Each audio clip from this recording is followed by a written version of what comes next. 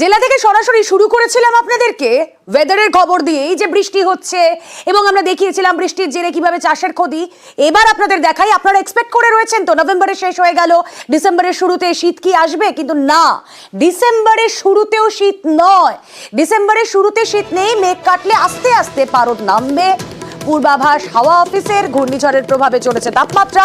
5ই ডিসেম্বরের পর শীতের পূর্বাভাস।